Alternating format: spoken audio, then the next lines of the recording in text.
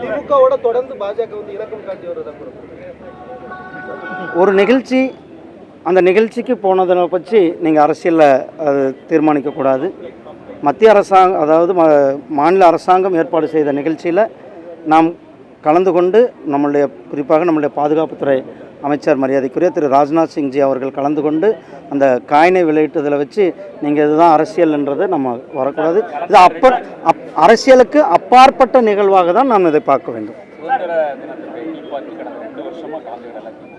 இந்த முறையும் திமுக கூட்டணி கட்சிகள் முழுமையாக புறக்கணித்தாங்க. திமுகவும் கடைசி வரைக்கும் புறக்கணித்ததாக சொல்லப்படுது.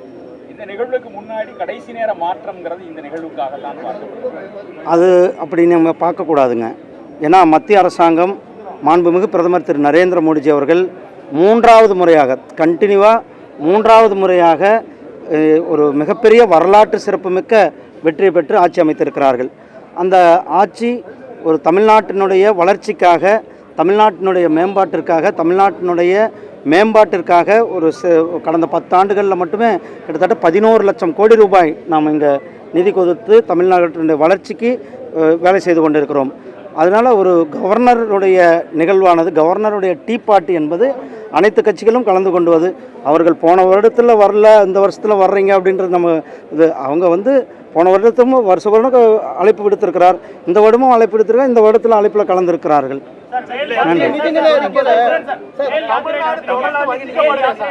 தமிழ்நாடு அரசு இப்போ முத்தமிழ் முருகன் மாநாடு நடந்தது. இப்படி பல சம்பவங்களால நீங்க பிஜேபி திமுக ரொம்ப இணக்கமா போகக்கூடிய ஒரு சூழ்நிலை உருவாகுது. எங்க வேல் யாத்திரை அன்றைய காலகட்டம், அன்றைக்கு கந்த சஷ்டி கவசத்தை இழிவுபடுத்தியவர்களை அவர்கள் மேல் நடவடிக்கை எடுக்க வேண்டும் என்று நாம் வேல் யாத்திரை நடத்தியிருந்தோம். அந்த வேல் யாத்திரை மக்களிடத்தில் முருக பக்தர்களிடத்தில் ஒரு பெரிய வரவேற்பை பெற்றது. அதை பார்த்துட்டு இன்றைக்கி திமுக அவர்கள் முருக பக்தர்களை மாநாட்டை நடத்துகிறாங்க. ஏன்னா பாரதிய ஜனதா கட்சிக்கு இந்து கன்சல்டேஷன் வாக்காளர்கள்லாம் எங்கே போயிடுவாங்க அப்படின்ற ஒரு பயத்தோடு இன்றைக்கு அவர்கள் நடத்தி கொண்டிருக்கிறார்கள். நிதிநிலை அறிக்கையிலிருந்து தமிழக அரசு வரக்கூடிய நிதி பெருமளவுக்கு நிறுத்தி வைக்கப்பட்டதா பாருங்க, மெட்ரோவுக்கு தான் கரெக்ட். மெட்ரோவுக்கு அவங்க யூட்டிலைசேஷன் சர்டிஃபிகேட் இன்னும் கொடுக்கல. அவங்களோட அந்த அமைச்சர் மிக தெளிவாக சொல்லியிருக்கிறாங்க. அதே போல் அந்த ஆடிட்டிங் ரிப்போர்ட் கொடுக்கல.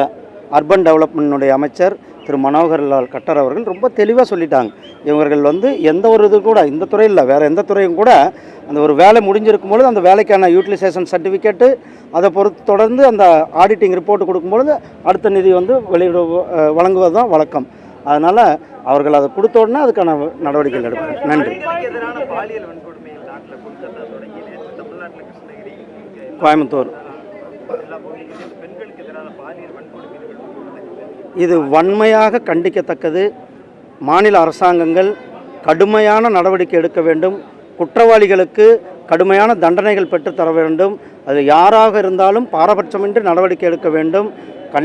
கல்கத்தாவில் வெஸ்ட் பெங்கால் அரசாங்கம் முறையாக நடவடிக்கை எடுக்காதனால தான் இன்றைக்கு சிபிஐ அந்த வழக்கை எடுத்து சிபிஐ விசாரணை செய்து கொண்டு இருக்கிறார்கள். அதாவது உடனடியாக மத்திய சுகாதாரத்துறை ஒரு அறிக்கை கூட கொடுத்திருக்கிறார்கள், சுற்றறிக்கை கொடுத்திருக்கிறார்கள்.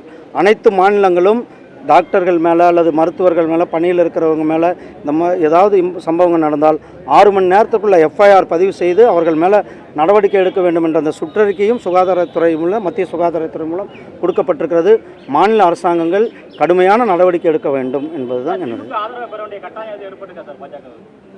நாங்கள் தேசிய ஜனநாயக கூட்டணி மிக வலிமையான கூட்டணியாக 3வது முறையாக மாண்புமிகு பிரதமர் திரு நரேந்திர மோடிஜி அவர்கள் மக்களுடைய பேராதரவோடு இன்றைக்கு ஆட்சி அமைத்து சிறப்பாக ஆட்சி நடத்தி கொண்டிருக்கிறார்கள்.